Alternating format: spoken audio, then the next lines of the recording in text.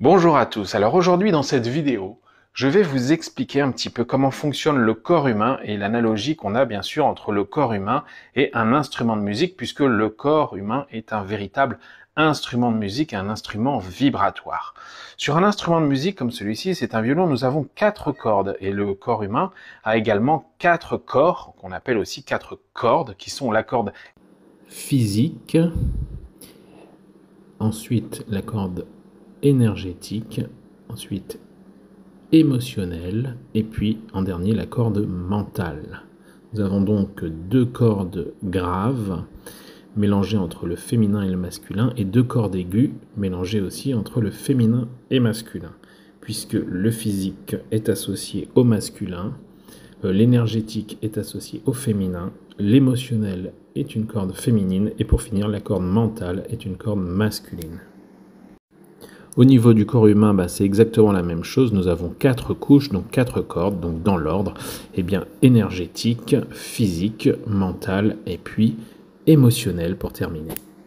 Ces cordes, donc cet instrument, il a une morphologie. Il y a des instruments un peu plus volumineux, d'autres plus fins. Vous pouvez avoir des flûtes, des violoncelles, différents types d'instruments qui vont sonner soit aigus, soit graves.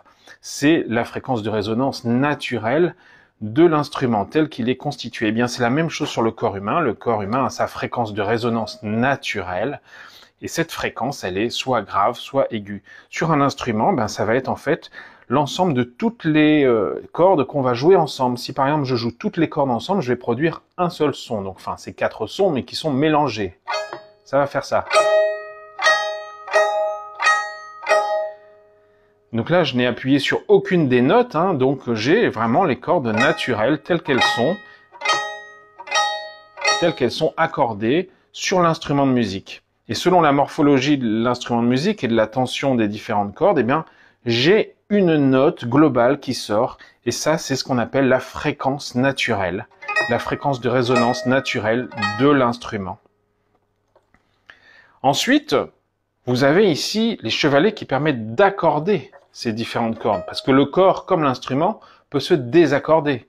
Et quand le corps se désaccorde, ça revient à détendre ou à tendre ici les chevalets. Je vais vous montrer un exemple. Par exemple, si je prends celui-là, vous entendez la note. Et là, je vais la détendre un peu. Là, elle est détendue. Je vais la retendre.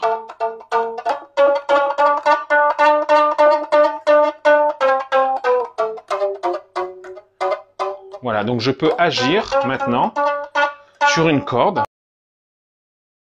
Donc je peux la tendre ou la détendre, ce qui va me permettre de l'accorder ou la désaccorder justement. Quand l'instrument est désaccordé, souvent la corde peut être trop tendue ou trop détendue par rapport à sa résonance naturelle. D'accord ? Eh bien ça, c'est ce qu'on appelle quand la tension ou la détente que je peux avoir pour accorder ou désaccorder mon instrument, cette partie-là, c'est notre fréquence instantanée, c'est-à-dire la mesure actuelle qu'on fait. C'est-à-dire qu'on a une fréquence de résonance qui est normalement, elle, la fréquence de l'instrument quand il est accordé en harmonie. Et cette fréquence de résonance, peut se désaccorder. Et dans ce cas-là, on va parler de fréquence actuelle ou de fréquence instantanée. Donc c'est comme si je désaccordais un petit peu mes cordes en tension et en détente. Et je rejouais l'ensemble des 4 notes. Et là, j'ai une note globale, donc. Mais comme mon instrument n'est pas accordé, cette note globale, c'est ce qu'on appelle la fréquence instantanée, la fréquence cristallisée. Ça va m'indiquer simplement qu'il y a un déséquilibre simplement dans l'harmonie. Je ne suis plus accordé à ma fréquence de résonance, je suis soit au-dessus, en tension, si mes notes sont trop tendues, soit je suis en détente, si mes cordes sont vraiment détendues, soit c'est un mélange des deux, de tension et de détente, mais en tout cas, ça ne produit pas la fréquence de résonance qui est celle que devrait produire mon instrument quand il est accordé. Donc je fais un petit résumé déjà là. Première chose, nous avons 4 cordes sur notre corps humain, sur l'instrument de musique, c'est la même chose. Chaque corde a ses propriétés énergétiques, émotionnelles, physiques ou mentales, donc ça va agir sur ces 4 caractéristiques. Et ces cordes peuvent être tendues ou détendues. naturellement, elles sont dans un état de tension et de détente. Donc quand on les joue ensemble, on a ce qu'on appelle la fréquence de résonance naturelle. Et puis quand elles sont pas accordées, plus ou moins tendues ou détendues, et qu'on rejoue ces 4 notes, eh bien là on a un son qui est soit globalement tendu, soit globalement détendu, donc au-dessus ou en dessous de notre fréquence de résonance naturelle, qu'on appelle donc cette fréquence, la fréquence instantanée, la fréquence cristallisée ou le blocage au niveau de la dissonance. On peut appeler ça de différentes manières. Et puis nous avons le dernier point, parce que l'instrument il est comme ça, il est peut-être accordé, désaccordé, peu importe, mais quand il est comme ça, quand il n'est pas joué, en fait, quelque part il est inerte. C'est un peu comme si on avait un corps qui était constitué mais qui n'avait pas de vie. Et donc cette vie, dans le corps, c'est le cœur quelque part. Le cœur, c'est ce qui va produire la pulsation, qui va faire que notre sang va circuler. Et donc la pulsation, eh bien, au niveau de l'instrument, c'est simplement le jeu qu'on va faire, donc la répétition qu'on va faire de chacune des notes ou de l'ensemble des notes. Donc par exemple sur la corde énergétique, je peux la répéter plusieurs fois, donc soit lentement, mais c'est la même note, hein, soit plus rapidement. Et ça, c'est ma pulsation, c'est mon rythme cardiaque pour chacune des cordes. Donc j'ai un rythme cardiaque, une pulsation énergétique, j'ai une pulsation émotionnelle, j'ai une pulsation physique et j'ai une pulsation mentale. Et donc, je peux avoir la pulsation sur la corde énergétique. Peut être plus rapide, mais je peux très bien avoir la pulsation sur la corde mentale qui est plus lente. Quand c'est rapide, c'est une fréquence donc plus aiguë, puisque la vitesse est plus rapide.